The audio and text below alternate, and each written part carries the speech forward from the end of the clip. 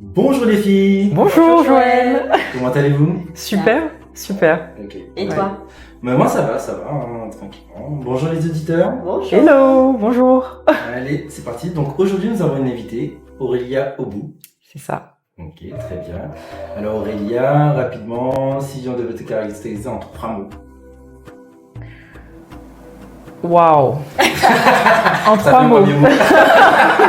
En 3 mots. Alors, je vais dire, je vais y aller en mode spontané. Je dirais humaine, artistique, sensible. Ok, très bien. Voilà. Ok, parfait. Top. Voilà. Est-ce que tu peux nous expliquer rapidement ce que tu fais à l'heure actuelle? Alors, qu'est-ce que je fais à l'heure actuelle? Je suis thérapeute. Ok.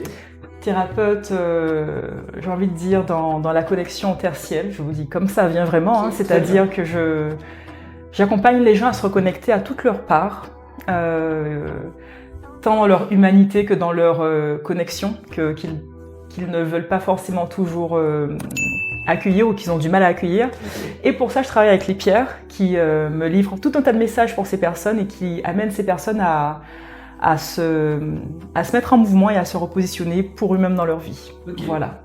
Très bien. Voilà. Top. Et tu fais ça en présentiel, en distanciel, comment ça se passe? Alors aujourd'hui, je fais en présentiel et en distanciel. Ok. Donc ça peut être vraiment...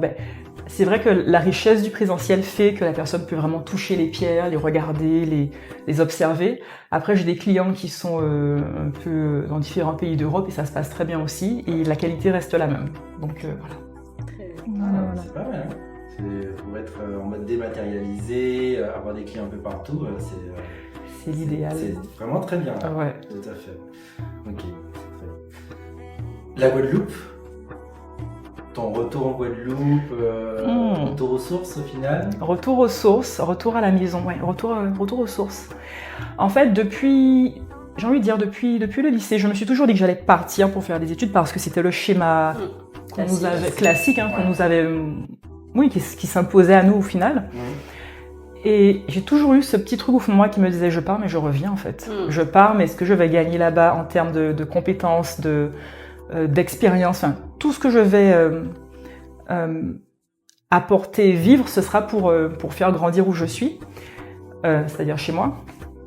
Et la Guadeloupe, c'est aussi d'un point de vue vraiment personnel parce que la nature me manquait trop et la nature existe partout ailleurs. Ça pourrait être en Asie, dans le sud de la France ou même aux États-Unis, mais en tout cas, j'avais besoin de me reconnecter avec ma terre. Et pour moi, il y a une vibe aux Antilles. En tout cas, en Guadeloupe, il y a une vibe que je retrouve pas forcément ailleurs. La nature, elle a, comment dire, c'est comme si elle avait une couleur particulière. Ok. Et c'est un truc qui me marque parce que même quand je venais en vacances pendant que j'étais étudiante, c'est comme si les vides, là où il y a de l'air, en fait, c'est pas vide.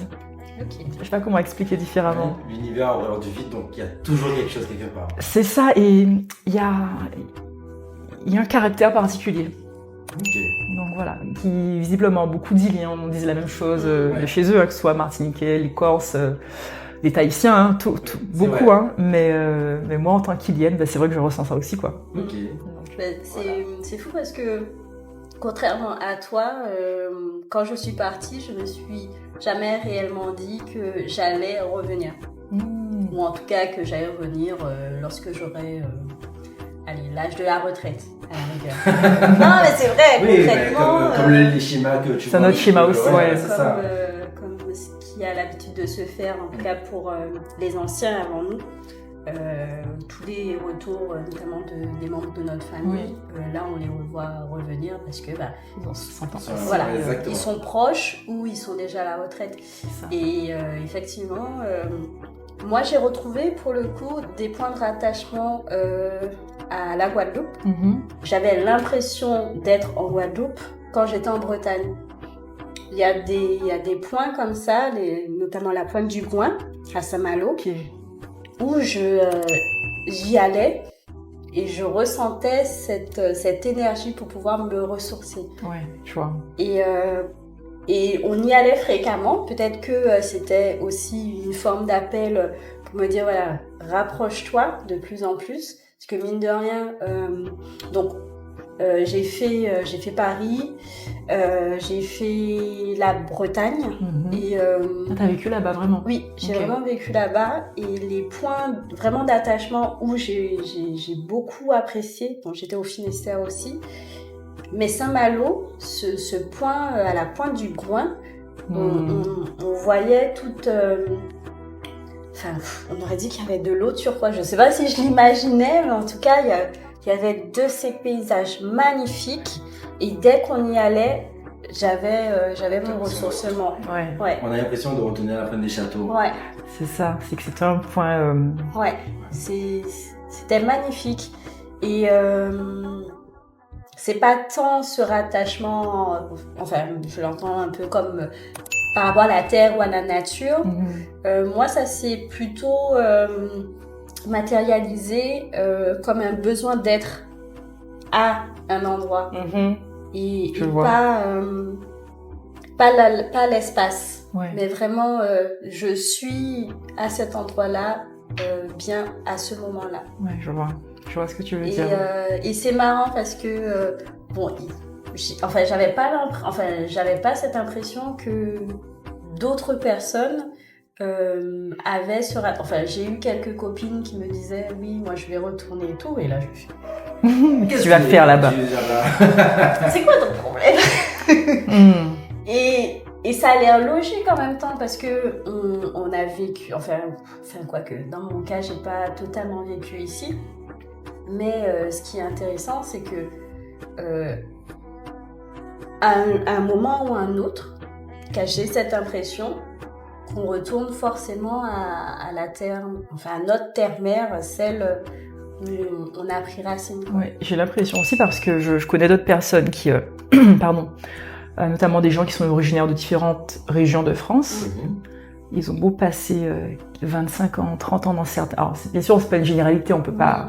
Mais en tout cas, de ce que moi j'ai pu observer autour de moi, c'est vrai que ce sont des personnes qui retournent dans leur terre, sur leur terre, en tout cas là où ils sont nés, là où ils ont grandi, là où ils se sentent pour eux, entre guillemets, chez eux. C'est ça. Donc, et je pense aussi que même si on les côtoie pas, ou qu'on ne les connaît pas, ou ils n'en parlent peut-être pas, qu'il y a des gens qui passent toute leur vie ailleurs parce qu'ils se sentent dans cet autre pays, ou cet autre territoire, ou cette autre ville, complètement à leur juste place, en fait. C'est ça, ouais. Donc, mais tu vois, c'est intéressant aussi parce que quand tu disais ça, ton vécu, quand tu parlais de ton vécu, tu vois, j'avais cette envie de revenir, et en même temps, quand je suis revenue ici, c'était pas vraiment le choix. Parce que je voulais, et en même temps, c'est comme si j'avais passé tellement de temps là-bas que je me disais, mais... en gros, comme si j'avais cet appel du pays, en même temps, je suis bien en même temps dans mon petit quotidien à Paris, mes petites affaires, mes trucs, mon appart, le quotidien. Et en même temps, avec cet appel du ventre, vraiment, où j'avais envie de... Vous savez, un autre truc, vraiment, où pour moi, c'est du luxe. C'est-à-dire qu'il m'est arrivé de travailler pendant 4 heures chez moi, de vouloir faire une pause. Je prenais juste ma voiture, 10 minutes, j'étais à la plage. Je prenais soit une infusion que je faisais chez moi, infusion pays, ou juste rien, et je me mettais là comme ça. Soit je me baignais ou pas. Je faisais une demi-heure même à la rivière, quand je habitais plus vers la Bastia, une demi-heure de nature, et je rentrais chez moi et je recontinuais ma journée. Et on peut le faire partout, ça. Mais... partout, pas la mer. Peut-être pas la mer, mais le côté connexion avec la nature, tu vois. Tu peux le faire. T'habites en Suisse, t'es devant le lac Léman, tu poses 10 minutes, tu fais ta pause et tu rentres chez toi, même s'il fait froid. Mais voilà. C'est vrai. Donc j'avais cette espèce de... J'y vais ou j'y vais pas. T'as réussi. Oui, et je suis prête si demain, là je suis bien ici, mais si demain j'ai une opportunité où j'ai envie de faire autre chose, et si je sens que c'est ok pour moi, s'il faut quitter la Guadeloupe, je le ferai. Tu vois. Exactement comme nous. C'est ça. On est là, mais rien ne nous empêche d'aller ailleurs. Les frontières sont ouvertes. Oui. Exactement. C'est ça. De fait. C'est marrant que tu aies dit finalement que rationnellement, à la tête disait t'as ton petit train-train habituel à Paris et compagnie, mais finalement ça venait du cœur pour retourner en fait aux Antilles. Je sais pas si j'ai vécu la même chose. Ah toi, faut le... Mon gars, mais... C'était ça? Il me prenait la tête. Ah ouais, à ce niveau-là. Mais oui, presque tout. Enfin, à un moment, j'avais l'impression que tous les jours, c'est. Ce serait bien. Oh mon Dieu, mais arrête. Oui. Franchement, à un moment, je pense que je l'ai vécu comme une torture. Oui, d'accord. Je l'ai vécu. Excuse-moi. Je pensais juste partager. Ce serait bien d'avoir ce serait bien d'avoir. Ça n'a pas été vécu de la même façon, visiblement. Non. Parce que moi, j'aime bien le froid, j'aime bien cette fraîcheur qui te vivifie. Bon, l'eau n'est pas pareil. Mais. Va à la rivière. Mais j'aime pas la rivière. J'aime pas la rivière. C'est paradoxal quand même. Faut aller vivre à Saint-Claude. Saint-Claude, il fait. Ah, j'avoue. Non, mais c'est une piste. Oui, hein. c'est vrai. C'est une piste. C'est vrai. Et en plus près du volcan, enfin Saint-Claude, c'est un autre monde, c'est magique. Il y a des choses affreuses. Comment te dire Oui, non, de. La nature. Choquer. Oui. La nature. C'est qu'il y a des choses à Saint-Claude. Il y a une ville, enfin c'est une ville qui devient de plus en plus estudiantine, tout ça. Oui, tout à fait. Alors. Mais on pensera à Saint-Claude. Oui, tout à fait. Ok. Ou sinon, garder une douche froide à chaque fois. À chaque taf chaud, une douche froide, et puis voilà. Non, c'est pas pareil. C'est la partie. Ok. Non, mais très bien. La flamme pour pouvoir rentrer aux Antilles. Je pense que tu n'es pas du tout la seule. Et mais toi, au final, comment tu l'as vécu, ce retour aux Antilles? Mon retour? Ouais. Ben. Ah ouais. En fait, j'étais pas prête. Enfin, c'était pas le but. De rester? Non, c'était pas le but Oui, de rester. On était en vacances en fait. On est venu en vacances pendant 3 mois, oui. On a voulu se faire plaisir pendant 3 mois. On avait bien travaillé aussi avant. On avait géré nos affaires. Oui, mais on a voulu se faire plaisir pendant 3 mois. Oui. C'est important parce qu'il y a eu la période, il y a eu quand même la période Covid. On n'a pas vu nos familles pendant. Ce n'était qu'une année, mais pour le coup, c'était assez long, sachant que toutes les années on venait, on rentrait, et là en fait c'était différent. Au niveau du travail aussi, il y avait mine de rien. Alors pour ma part, sur cette période de Covid, il y a eu un re-challenge. Par rapport au fait que mon manager était absent, donc c'était son second qui devait me manager, mais qui ne me connaissait pas au travail concrètement, donc qui me poussait, qui voulait voir des résultats, ne comprenait pas comment je travaille, et en fait j'ai eu cette impression d'avoir à refaire mes preuves, alors que ça faisait déjà 2 ans que j'étais dans la boîte. Donc, beaucoup d'énervement intérieurement. Un marché qui se tendait aussi, vu que j'étais dans l'IT. Je faisais du recrutement. IT, c'est quoi? L'informatique. D'accord. L'informatique et télécom. D'accord. Moi, j'étais chargée de recrutement, spécialisée dans le recrutement de tout ce qui est DevOps, développeurs, lead développeurs. Ouais, merci. Architecte informatique, voilà, c'est ce type de poste, et responsable de service informatique, voilà. Ouais. Donc j'étais dans une phase où presque toutes ces personnes-là voulaient être indépendantes, des demandes clients qui étaient de plus en plus importantes, des managers qui voulaient de plus en plus de collaborateurs. Et en face, un projet d'enfant, hein, de rien, parce que pendant de nombreuses années, j'ai privilégié ma carrière dans la vie familiale, je ne sais pas comment le dire, ce projet. Et en fait, il y a eu tout ce chamboulement. Finalement, on est tombé enceinte. Mais si, en fait, en fait. Mais c'est beau, en plus, voilà. On est tombé enceinte. On est tombé enceinte. C'est magnifique. Et ouais, on a profité de cette période d'avoir cet enfant pour se dire, on va aussi profiter pour aller au pays, pour qu'ils puissent voir du pays, découvrir du monde, faire la famille, avoir ce lien, cet enracinement dès le début, parce qu'il avait... il avait 3 mois en fait. Il avait 3 mois et vraiment... on a sué pour avoir sa carte d'identité ou en tout cas son passeport pour qu'il puisse voyager. Vraiment, les temps étaient serrés. On a eu la veille de notre voyage. Ouais, on a eu quasiment la veille de... Enfin, le vendredi avant le lundi où on voyageait, les papiers pour qu'il puisse voyager. Bref. Et en fait, venu en vacances, j'étais bien pour les vacances. Joël qui me disait oui, ce serait bien si on restait. Il y avait une petite voix qui parlait dans ta tête. Ouais.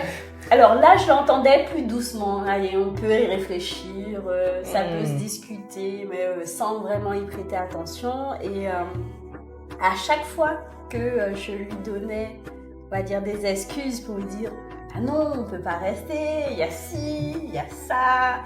Eh ben, notamment parce qu'on avait mis notre maison en location, Airbnb. Donc, on devait rentrer en septembre. De septembre à décembre, la maison était louée. Du coup, je ne veux plus rentrer chez moi. Et en mode, c'est inadmissible. Je veux rentrer chez moi. Tu savais pas qu'elle avait été louée? En fait, normalement, on avait bloquée. Enfin, cette période avait normalement été bloquée. Elle devait être bloquée. Et elle n'était pas bloquée. Visiblement pas bloquée. Ah ben voilà. Donc pendant 3 mois, le logement était pris. Et je me suis dit, c'est un signe. Oui. Écoute, à chaque fois que je trouve mes excuses, à chaque fois que je ficelle bien correctement, je trouve les bonnes excuses. Et tu restes en Guadeloupe. Démontée, mais vraiment démontée. Ouais. Donc j'ai dit c'est bon, écoute, j'ai la rupture conventionnelle. En plus, allez, on arrête tout. Tout s'est bien organisé pour que vous puissiez rester tranquillement, avec sérénité, en Guadeloupe. C'est le mot, avec sérénité. Ouais. Parce que pour le coup, c'est le mot, c'est même le nom de l'école de formation que j'ai suivie pour devenir coach. C'est une Coach Institute. Ah, ok. Donc, ce mot sérénité m'a porté ces 2 dernières années là. C'est fou comme ce mot, il m'imprègne, il est ancré en moi. Et en même temps, c'est vrai que la sérénité, je crois que c'est un état qui devient indispensable quand on veut mettre en place certaines choses en fait. C'est-à-dire que, on en parlait un peu tout à l'heure, mais quand tu es dans la surexcitation de plein de choses, ok, il y a plein d'énergie, ça bouge, mais au final, ça a vite fait de dérailler. Alors que quand tu es dans la sérénité et que tu mets les mouvements, il n'y a pas de souci, mais tu as cette espèce d'ancrage au final, où la tête, elle est au calme, et donc du coup, le corps est posé aussi, et l'énergie, elle n'est pas dispersée. Et là, les gros changements de vie, enfants, changement de pays, etc., ça se fait, mais... Oui. Sans épuisement émotionnel ou physique. Tout à fait. Donc, la sérénité. Et ça a vraiment été fluide. Ouais. Ça s'est fait comme ça. On s'était dit vacances. Pas de vacances. On y reste. On a fait, je crois, à peine un mois de vacances, on a créé l'entreprise derrière. Oui. À peine on a créé l'entreprise, les premiers clients sont arrivés. On s'est dit, mais attends. C'est que c'était là. C'est une grosse blague. On l'aurait décidé autrement. Peut-être que ça n'aurait pas marché, qu'on serait rentré. Voilà. C'est pas ce qui serait passé, mais là, en fait, on est arrivé. Et vraiment, entre le paysage que j'ai vu autrement, on avait déjà l'habitude de voir la beauté de la Guadeloupe à chaque fois qu'on revenait. Mais là, c'était tellement différent. C'est différent. Et j'avais plus... Enfin, autant je me disais avant, oui, c'est que les vacances, profite bien et tout. Là, franchement, j'étais en train de dire... Ça sent bon, en fait. Ouais. Ça sent bon. Mais je dois rentrer, j'ai le travail qui m'attend, j'ai la maison qui m'attend, j'ai des choses à faire, j'ai ci, j'ai ça. L'organisation. Oui. Mais toute cette organisation, elle m'a dit, t'inquiète pas. On se gère toute seule. On se gère toute seule. Gère-toi, on se gère. Et c'est ça, c'est exactement ça. Et je remercie vraiment tout l'alignement de l'univers qui nous a permis de faire qu'aujourd'hui, ça fait 2 ans qu'on y est. Et on est super content d'y être. Tu sais aucun regret. C'est fou parce que moi aussi, j'étais rentrée que pour 3 mois. À la base. C'est vrai. Quand je t'ai écouté, je me disais, mais attends, elle est pas au courant en fait. Faut que je suis rentrée pour 3 mois. En fait, ça c'est un de mes frères. Hein. Mais il a eu raison. C'est pas lui?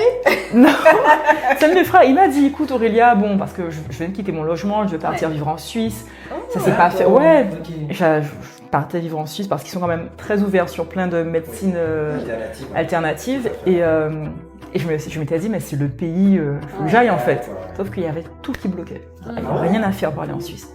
Tout bloqué. Je me suis dit, bon, c'est pas la route, sauf que là, j'ai déjà tout quitté sur Paris. Enfin, je squattais chez un de mes frères, mais c'était pour être pendant 2 mois.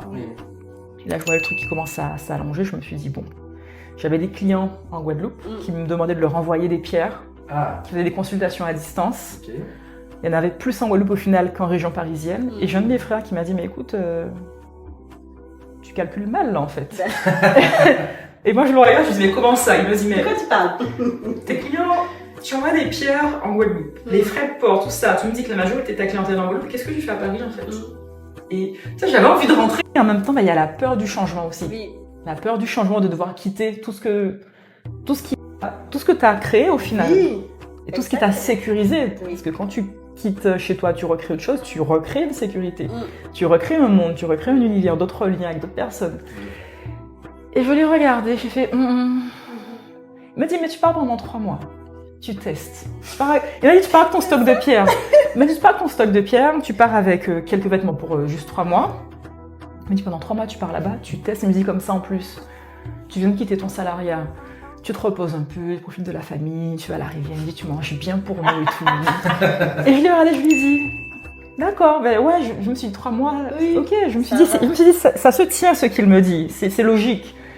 Ben 3 mois, 6 mois, ça fait 2 ans que je suis là. Mais c'est comme si je voulais quelque chose, mais que je ne me donnais pas forcément les moyens parce que j'étais freinée par plein de peurs, plein de choses. Et le retour a été... le retour est toujours intense à plein de niveaux. Hein. Au niveau, que ce soit au niveau des choses magnifiques ou des épreuves de vie aussi, non faciles. Mais le retour est toujours très riche. Et en tout cas, pour moi, il a été synonyme de maturité. Tu vois, c'est comme si jusqu'à présent, j'avais peut-être que c'est l'âge aussi qui fait ça. C'est comme si jusqu'à présent, j'avais essayé plein de trucs. Il arrivait à un certain âge. On va pas le dire. Comme je dirais. Non, dans le sens où je suis jeune, mais comment dire, j'ai pas 22 ans. Nous non plus. Voilà, non, mais arrivé à un certain âge dans le sens où on a fait certaines expériences, on est plus mature peut-être qu'à 22. Ça, c'est sûr. C'est pas que je suis vieille, pas du tout. Ouais. Moi, je pense que notre âge, c'est le nouveau 20 ans, donc voilà. Ok. Tout à fait. Et c'est comme si là, tout ce que j'avais expérimenté, ça mature et ça me permet de créer quelque chose de plus, on va dire, de plus périn. De plus pérenne. Périn, je crois que c'est périn. Et voilà. Mais c'est le fait aussi, je sais que pour moi, le rapport avec la nature, c'est ce qui me permet aussi de me poser, de méditer en regardant un arbre ou en regardant simplement la mer. Et ça me permet justement de laisser venir certaines idées, certaines même prises de conscience, tu vois. Donc, vive les 3 mois d'essai qui se transforment en 2 ans. Ne venez pas 3 mois. Ou, si, venez 3 mois. Venez. Si. C'est doux. Si. Ouais. Franchement, 3 mois. Je pense que mine de rien, 3 mois, que ce soit pour des retours au pays ou pour tester des projets, c'est une bonne durée. Parce que oui, entre moi, tu vois quand même s'il y a un appel ou pas. Ouais. C'est un intérêt pour ce que tu fais. Ouais. Oui. C'est bien une chose pérenne.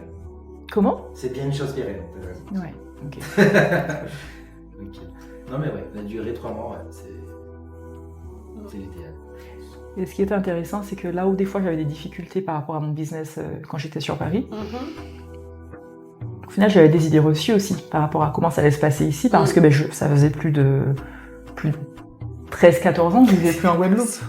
Toi aussi? Pareil. Voilà, donc voilà. Vous aussi. Et en rentrant, même si tu viens toutes les années, les choses elles changent, mais tu n'es pas là en tant que... Tu es là pour profiter, pour te... Voilà. Exactement. Tu n'es pas là en tant que constructeur, c'est ça. Et là, j'ai commencé à voir les choses différemment, à échanger avec les gens différemment aussi, parce que je parlais plus business, et ça me permettait de voir si ça mordait ou pas. Et je me suis rendu compte de l'attrait qu'il y avait pour les pierres, pour le bien-être, etc. Je me suis dit, mais c'est ici en fait. C'est ici qu'il faut que je sois. Et même dans le choix de mes pierres, alors, je sais qu'il y a certaines familles de pierres. Je suis venue une première fois, avant d'arriver ici pendant les 3 mois et de rester, et où j'ai senti le lieu. Je me suis dit, mais il faut certaines pierres bien précises. Et j'ai cherché, parce qu'elles n'étaient pas faciles à trouver ces pierres. J'ai cherché des fournisseurs qui avaient des pierres qui correspondaient en termes de qualité. Parce que certaines pierres travaillaient notamment sur tout ce qui est mémoire transgénérationnelle. Et quel que soit le pays, il y a des mémoires transgénérationnelles, il n'y a pas de souci. Mais pour moi, ça avait 2 fois plus de sens de le faire ici quand on connaît l'histoire, quand on connaît nos origines, où on a Caraïbes, Afrique, tout le métissage qu'il y a. Je me dis, et tous les traumas qu'il y a pu y avoir, je me dis, mais oui, là, il y a certaines pierres, notamment le septaria. Je me suis dit, mais cette pierre, je vais la chercher. Où elle est, je la ramène ici. Ça m'a pris bien 1 an et demi pour la trouver, pouvoir la ramener ici, de qualité, parce que j'en trouvais, mais c'était pas ce que je voulais, et il n'y avait pas la lumière que je voulais dans ces pierres. Et là, j'ai trouvé, mais elles sont sublimes, et je vois que souvent sur les salons, les gens sont il y a toujours un questionnement, mais c'est quoi ça? Parce que la pierre, elle t'interroge sur des trucs que toi-même tu ignores, tu sais pas qu'elle travaille sur ça, cette pierre. Et ça avait plus de sens de venir ramener mon expertise ici et d'aider à mon niveau qu'ailleurs. Et du coup, quand tu commandes tes pierres, tu te déplaces aussi en physique? Comment ça se passe? Alors, l'année dernière, je me suis déplacée. Je suis allée... alors, il y a un salon de professionnels pour l'achat des pierres. Et je me suis déplacée donc, de Pointe-à-Pitre à Paris à cette ville. Et j'ai rencontré tout un tas de fournisseurs. Mais c'est comme dans tout, tu as différents grades de qualité. Donc, il faut fouiller. Et c'est pas un salon climatisé et tout. Hein. À l'extérieur, il fait chaud. Il y a de la poussière partout. Tu as chaud. Il faut vraiment vouloir. Hein. Voilà. À part si tu as déjà le nom de tes fournisseurs, mais sinon, quand tu es là et que tu dois rencontrer du monde, tu mets les mains dans le cambouis. Et j'ai rencontré des fournisseurs qui me convenaient, donc maintenant c'est bon. Certains ne livrent pas, certains ne sont là qu'une fois dans l'année, donc il faut toujours se déplacer. Mais sinon, quand même, l'objectif, c'est quand même de pouvoir peut-être à un moment donné faire venir des pierres ici, ou avoir un partenariat avec un fournisseur que mes clients puissent commander, ce qui leur reviendra à moins cher, parce que moi, quand je les amène, il y a tous les frais, il y a l'octroi de mer. Merci beaucoup. Et l'octroi de mer. Et forcément, quand et il y a la marge qu'il faut que je me fasse aussi, parce que il faut que je me paye. Oui, voilà. tout à fait. Et donc, l'un dans l'autre, même si j'essaie d'avoir des marges raisonnables et que tout le monde puisse s'y retrouver, il y a un certain tarif à la fin. Donc, j'essaie de voir comment optimiser tout ça pour que tout le monde soit content. Voilà. Et ça, c'est en cours. Voilà. Non, mais c'est beau, en plus. Parce qu'on pourrait croire que tu commandes juste sur catalogue, tu vois, de pierres, et que voilà. Et en fait, entre guillemets, ressentir, voir l'énergie que dégage la pierre, voir toute sa perfection, même par son imperfection, c'est aussi tout un travail, ce regard auprès d'un professionnel. Toutes les pierres que j'ai dans ma sélection pour les clients, je les ai toutes touchées et toutes choisies une à une. Toutes, même les plus petites. Alors je crois que les fournisseurs en avaient marre de moi. Parce que la majorité des gens, c'est bon, il me faut 5 kilos de ça, et puis voilà. Et je pense que quand tu connais ton fournisseur et que ça fait des années que vous travaillez ensemble et tout, il n'y a pas de souci, mais quand tu viens de débuter en plus, t'es une petite nana et tout, il y a quand même ce rapport où t'as des femmes qui gèrent certaines mines, mais c'est beaucoup d'hommes au final. Donc d'une certaine façon, il faut que tu montres que tu sais ce que tu veux, sinon ils vont prendre ce qui est pas bon, tu sais pas. Et donc toutes les pierres, je les touchais, je les regardais, je regardais physiquement, mais aussi énergétiquement, et je choisissais. Donc j'étais la cliente chiante, il n'y a rien à faire. Je veux ma qualité. Génial. Parce qu'au final, ton objectif aussi, c'est que ton client, lui, soit satisfait. C'est ça. Il y a un vrai suivi de qualité qui est derrière. C'est ça, en fait, je choisis les pierres pour mes clients comme je les choisirais pour moi. Et c'est-à-dire que je veux qu'elles soient de belle qualité sur le plan physique. En fait, il y a toute une chaîne. Ne serait-ce que tout commence au niveau de l'extraction des pierres. Donc, faut pas rêver. En fait, moi, au début, j'étais très... j'idéalisais le truc en mode les gisements. Et en fait, un jour, j'ai eu un Français qui était marié à une Malgache parce que je travaille beaucoup avec Madagascar. Et qui vit 6 mois à Madagascar, 6 mois en France. Et je lui dis, ouais, moi, écoutez, je veux pas qu'il y ait d'enfants qui travaillent, nanana. Il me dit, écoutez, c'est magnifique ce que vous me dites. Il me dit, mais vous n'êtes pas dans la réalité du pays, en fait. Et moi, sur mes grands chevaux de jeu 1, il me dit, mais vous savez, il m'a dit, on a vraiment eu une discussion hyper intéressante. Il m'a expliqué que pour nous, être adulte, c'est à partir de 18 ans. Il m'a dit, mais là-bas, à 12 ans, 13 ans, vous êtes déjà un homme, vous êtes déjà une femme. Et c'était compliqué, même là, en parlant, c'est un peu limite pour moi, mais je comprends ce qu'il a voulu me dire. Il me dit, empêcher un enfant de peut-être de 12, 13, 14 ans de travailler, peut-être que vous privez une famille, en fait, de revenus et donc de nourriture. Et j'ai été secouée, mais en fait, il avait raison. Il avait raison, et moi, ce que je fais, j'essaye au maximum de choisir des fournisseurs qui travaillent beaucoup l'extraction à la main, donc éviter le dynamitage, parce que le dynamitage, ça coûte moins cher pour le fournisseur et donc pour nous quand on achète, mais les pierres, elles sont complètement explosées en fait, donc au niveau énergétique aussi. Donc il faut quand même casser la terre, quand on est dans le gisement, il faut casser, mais c'est pas le même positionnement, et quand on achète de grosses pierres, on peut pas mettre de dynamite. Il faut casser, il faut creuser avec certaines machines, mais c'est pas du tout le même, c'est pas la même dynamique qui est là. Et après, elles sont polies aussi avec des machines, mais c'est l'homme qui polie, c'est pas dans des tonneaux. Et puis, il y a un grade de qualité qui va de AAA+, je crois que ça va jusqu'à D ou E. Et moi, je choisis que la qualité la plus basse que j'ai, c'est AA, je crois. Et encore, c'est déjà très bien. Mais ça veut dire quoi? Ça veut dire qu'à l'achat, pour moi, c'est plus cher. Ça veut dire qu'à la revente, c'est plus cher. Donc, tu vois, quand tu parlais de légitimité, pendant un moment, j'avais un petit peu de difficulté parce que je me disais, mais comment j'explique à des gens que la même pierre qu'ils trouvent à côté à 50 €, chez moi, elle est à 350 € en fait. Et donc, il y a eu tout un travail de pédagogie à faire où je me justifiais un peu, mais c'était surtout pour expliquer aux gens que oui, c'est pas le même prix, mais je vais t'expliquer pourquoi. Au niveau de la qualité, au niveau de l'extraction, au niveau même moi, je me déplace, je les touche, je les sélectionne pour être sûr que elles seront nickel, donc voilà. Moi, je ne pensais pas que ça demandait autant de travail aussi de faire ce type de sélection finalement. Dans les premières années, oui. Ok, d'accord. Ouais, c'est intéressant que tu en parles, en tout cas, de la façon dont tu sélectionnes carrément, tu vas chez ton fournisseur, en tout cas dans les stands où il y a l'ensemble des fournisseurs, où tu regardes aussi la façon dont c'est extrait et compagnie. Donc ouais, on est au même niveau finalement que la vente d'or en fonction des conditions auxquelles c'est fait. C'est ça.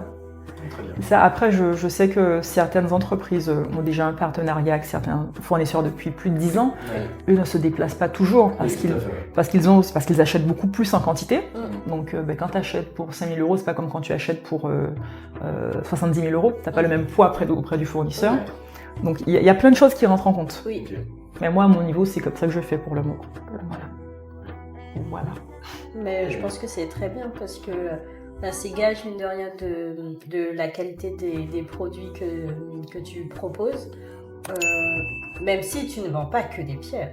C'est surtout ça. Je ne vends pas que des pierres, non. Tu ne vends pas que des pierres. En fait, la pierre, c'est... J'ai envie de dire que la pierre, c'est ce qui attire les gens. La pierre, c'est un peu un prétexte pour amener l'humain à revenir à lui. Et souvent, je dis aux gens, le cœur de mon travail, c'est l'accompagnement. Et c'est vraiment ce qui... En fait, j'adore le minéral.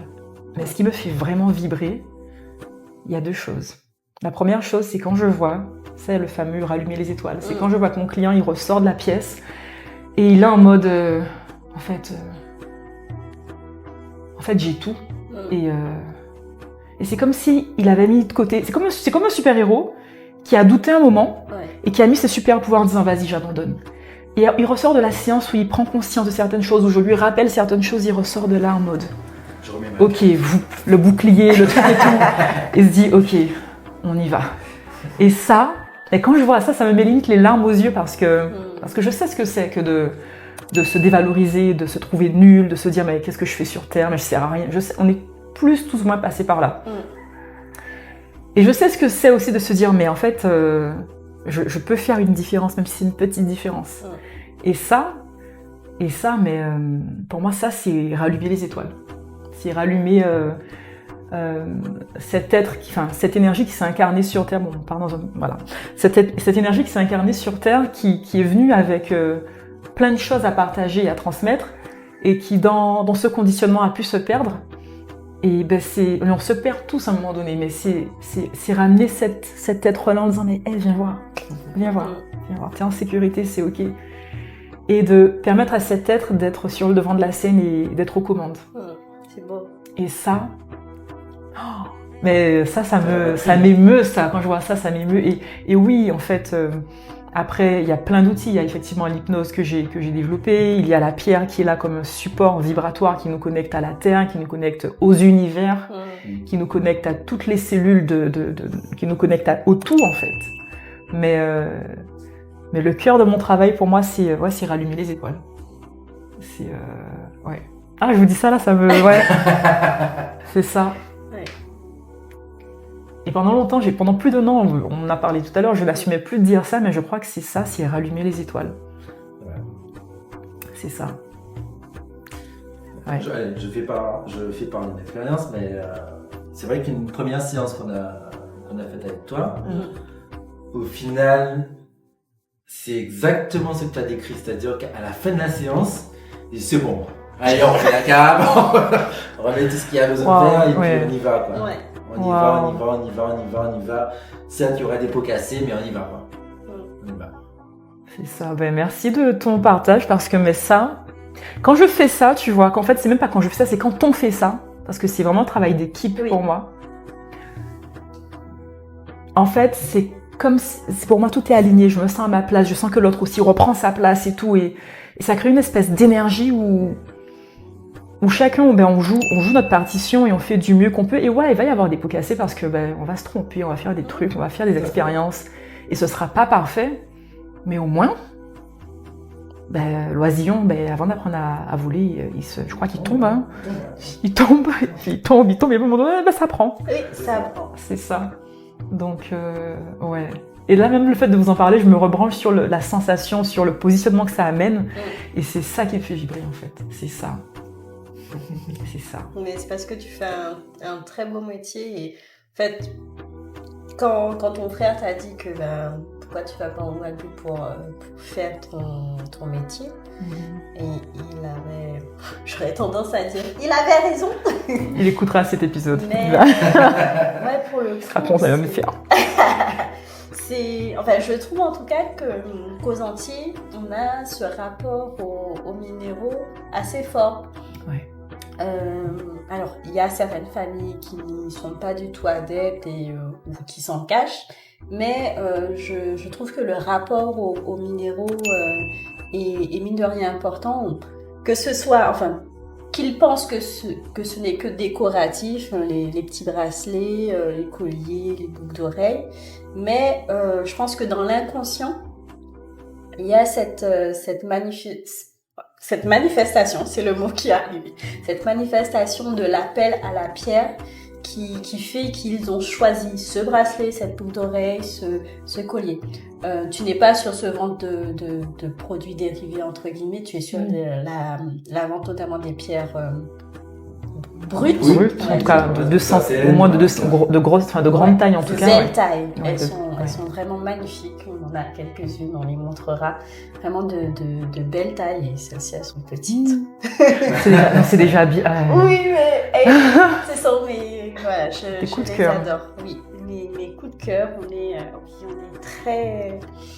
Très, très contente, très honorée d'avoir Aurélie avec nous aujourd'hui parce que mine de rien, comme Joël l'expliquait, le disait, il y a eu cette remise de cap et de mon côté aussi, en fait, tu n'as fait que confirmer des choses que je savais, des choses que j'avais mis de côté aussi et qu'il est important de remettre à plat, de se dire tu le sais, ils le savent. Fais-le savoir. Qu'est-ce qu'on fait maintenant ? Qu'est-ce qu'on fait Et en fait, cette connexion que j'aime bien avec toi, c'est que mine de rien, par ta lecture, par les minéraux, tu as cette, je me permets, tu as cette connexion qui fait que ce que tu dis a du sens. Ça a du sens et ça parle. Ça résonne dans les personnes que tu accompagnes, qui permet, mine de rien, de continuer des passages à l'action. Et c'est pour ça que on pourrait se dire, voilà, j'achète ma pierre, elle va faire tout pour moi. No way, c'est pas comme ça. Non, c'est pas comme ça. Ça marche pas. C'est bien de l'avoir. C'est bien parce qu'elle va, mine de rien, rayonner, envoyer l'énergie qu'il faut. Mais à un moment ou un autre, cette énergie, elle va te secouer et tu vas te sentir dans cet inconfort qui te dit qu'il faut que tu te mettes dans ce confort de passage à l'action. C'est exactement ça. Et merci parce que c'est exactement ça. Et tu sais, vous savez, souvent, j'ai été confrontée à des gens qui me disaient non mais j'ai ma pierre, tout va bien se passer. Et je dis la pierre, elle est juste là en tant que support. Et effectivement, elle va te secouer pour que tu rentres dans ton axe, si tu le souhaites. Mais en fait, le job, c'est toi qui le fais, par tes prises de décision, par ton positionnement, par tes prises de conscience. Et alors, quand on parle de conscience, c'est très large aujourd'hui. Mais donc c'est pour ça que je parle souvent de revenir à soi, parce que quand on revient à soi, on se connecte à tout ça. Mais la pierre, vraiment, pour moi, c'est vraiment un élément qui... C'est du matériel, c'est du physique, ça vient de la terre, enfin ça a été créé par la terre, donc ça nous connecte à notre corporalité. Ça travaille vraiment au niveau de notre structure. Dans certains cas, on peut même parler vraiment de travail cellulaire qui se met en place. D'accord. Parce qu'on est composé de minéraux. On a de l'apatite au niveau, je crois que c'est dans la glande pinéale, on a de la silice. La silice, c'est quoi? C'est du quartz, on en a dans le corps, on a tout ça. Et donc ces pierres nous connectent à la terre, mais nous connectent vraiment à beaucoup plus grand que nous. Et la pierre est un élément vivant, même si elle bouge pas comme un chien, comme un chat ou comme nous. La pierre, elle a une conscience qui est bien plus grande que ce que l'on peut imaginer, parce que c'est la conscience de la terre et du tout, et que l'on a nous aussi en nous. C'est juste qu'on bloque à plusieurs niveaux, mais qu'on a aussi en nous. Donc vous touchez une pierre, vous connectez à vous, vous connectez à tout. Et ça c'est magnifique. Enfin, moi, je trouve ça magnifique. C'est magnifique. Moi, je trouve ça fascinant. Moi, c'est ouais. Mais top. Voilà. Top. Je sais pas, vous avez une question particulière avant de clôturer cette... Pas de question. Moi, j'aimerais juste vous remercier pour l'accueil spontané, parce que sachez-le, c'était pas prévu du tout. Je suis venue pour un tout autre dossier, et Luna me dit, mais t'as du temps là juste après? En mode, attends. Et au final, tous les rendez-vous que j'avais après ça s'est déplacé. Et donc j'avais du temps. Et nous voici. Donc merci pour l'invitation. Merci à toi. Merci pour l'écoute du mouvement aussi, en se disant c'est maintenant. Voilà. Et voilà. Merci à vous deux. Merci beaucoup. J'espère qu'on te retrouvera, mine de rien, dans d'autres épisodes, parce que ce sont des thématiques qui nous intéressent beaucoup. On parle de business, c'est sûr, mais on parle aussi de spiritualité et voilà. Un entrepreneur, selon nous, a besoin de se rattacher à son spirituel. Quel que soit ce qu'on entend derrière ce mot spiritualité, il y a ce besoin, c'est une condition selon nous, que voilà, qu'il y ait cette connexion, qu'il y ait ces prises de conscience, ces réflexions autour de la spiritualité. Ouais, c'est le matériel, le spirituel, pour que ça fonctionne. Tout à fait, il faut que... Le lien ne va pas sans l'oignon. C'est ça. Donc, carrément, avec plaisir pour d'autres épisodes. Comment on fait pour te retrouver? Alors, comment on fait pour me retrouver? Aujourd'hui, vous pouvez me retrouver sur mon Instagram, donc Aurélia Aubou, A-U-R-E-L-I-A, Aubou, A-U-B-O-U-T, tout collé. Et vous allez pouvoir trouver sur mon compte notamment pas mal d'informations sur la lithothérapie, sur les pierres, et aussi un lien qui vous permettra de prendre rendez-vous si vous le souhaitez, ou simplement de m'appeler pour en discuter, savoir ce qui vous conviendrait. Ouais. Voilà. Libre sur Vas-y. Ah, tu peux mettre oui dans la description. Oui. Non seulement dans la description. Aurélia mais aussi directement Oumou. sur, Oui. Sur Insta. Yay! Je pensais que tu allais faire le logo. Je sais pas faire le logo, c'est quoi? C'est un appareil photo avec. Oui. Comment on fait un appareil photo? Comme ça. Ah, c'est bon. Mais On c'est comprend tout. Mais on comprend tout. Tu mets le hâte, tu mets ça, on comprend. C'est déjà. Voilà. Ok, Voilà. Très bien. Bon, en tout cas, c'était une sacrée partie de plaisir en tout cas. Ouais, franchement. Donc, Merci. merci Merci beaucoup. à vous. Donc, Merci à nous, comme je dis. Merci à nous. Travail d'équipe. Tout à fait. Merci à nous. Bon, ben à la prochaine. Bye Prochain bye. épisode. À la prochaine. Salut. Je sais pas. Mmh.